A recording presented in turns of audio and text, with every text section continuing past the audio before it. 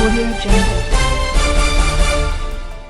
ગુજરાતમાં મેઘરાજા મન મૂકીને વરસી રહ્યા છે। જૂન મહિનાના અંત સુધીમાં સિઝનનો માત્ર 1.38 ઇંચ જેટલો વરસાદ પડ્યો હતો, પરંતુ જુલાઈ મહિનાના શરૂઆતમાં મેઘરાજાએ એવી ધમાકેદાર બેટિંગ કરી કે દક્ષિણ ગુજરાતમાં અને મધ્ય ગુજરાતમાં પૂરની સમસ્યા ઊભી થઈ છે।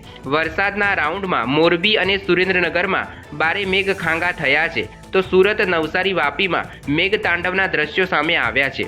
ગુજરાતમાં અત્યાર સુધીમાં સરેરાશ 23.17 ઇંચ સાથે ચોમાસાનો 65% વરસાદ નોંધાયો છે। ખાસ કરીને જુલાઈ મહિનામાં અનરાધાર મેઘ મહેર થતાં સૌથી વધારે વરસાદનો રેકોર્ડ જુલાઈ મહિનામાં નોંધાયો છે। તો સુરેન્દ્રનગરના ધાંગધ્રામાં 6.93 ઇંચ, લખતરમાં 4.49 ઇંચ વરસાદ ખાબક્યો છે, જેના કારણે સામાન્ય જનજીવન ખોરવાયું છે।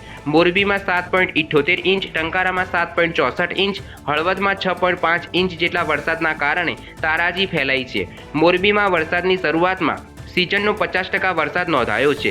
સમગ્ર તંત્ર પૂર વચ્ચે ફસાયેલા લોકોને બહાર કાઢવા માટે હાલમાં સતર્ક છે। એનડીઆરએફની ટીમો પૂરગ્રસ્ત વિસ્તારમાં કામે લાગેલી છે। તો દક્ષિણ ગુજરાતના સુરતમાં મેઘ તાંડવ થતાં સુરત શહેરની સુરત બદલાઈ ગઈ છે।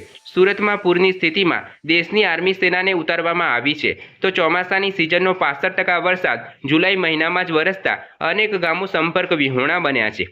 તો અનેક ગામોમાં વરસાદે તારાજી મચાવી છે। ગામોના ગામો પાણીમાં ગરકાવ થઈ ગયા છે। લોકોનું જનજીવન ખોરવાઈ ગયું છે। પૂર પ્રભાવિત વિસ્તારોમાં રાજ્ય સરકાર પૂરજોશથી પાણી નિકાલની વ્યવસ્થા કરી રહી છે। તો ગુજરાત એનડીઆરએફની ટીમો લોકો માટે મક્કમપણે કામે લાગેલી છે। તો હવામાન વિભાગ દર થોડા કલાકે સૂચનો જાહેર કરી રહ્યું છે। નમસ્કાર।